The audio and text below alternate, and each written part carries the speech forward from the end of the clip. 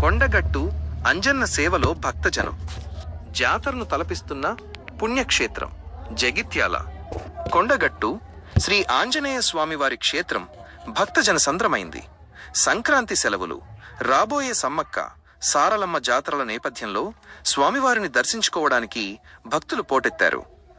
కేవలం తెలంగాణ నుండే కాకుండా ఆంధ్రప్రదేశ్, మహారాష్ట్ర వంటి పొరుగు రాష్ట్రాల నుండి కూడా వేల సంఖ్యలో భక్తులు కుటుంబ సమేతంగా తరలివచ్చారు. మల్యాల పరిసర ప్రాంతాలన్నీ జై హనుమాన్ స్మరణలతో మారుమోగిపోతున్నాయి. దాదాపు 50,000 మందికి పైగా భక్తులు కొండపైకి చేరుకోవడంతో ఆలయ పరిసరాలు కిటకిటలాడుతున్నాయి. భక్తుల నమ్మకం ప్రకారం మేడారం జాతరకు వెళ్లే ముందు వేములవాడ రాజన్నను, ఆపై కొండగట్టు అంజన్నను దర్శించుకోవడం ఒక పవిత్రమైన ఆనవాయితీ. అందుకే భక్తులు భారీ సంఖ్యలో తరలివచ్చి మొక్కులు చెల్లించుకుంటున్నారు.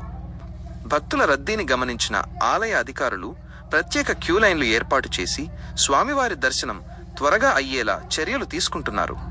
హనుమాన్ జయంతి తరహాలోనే పోలీసులు గట్టి భద్రతను ఏర్పాటు చేశారు.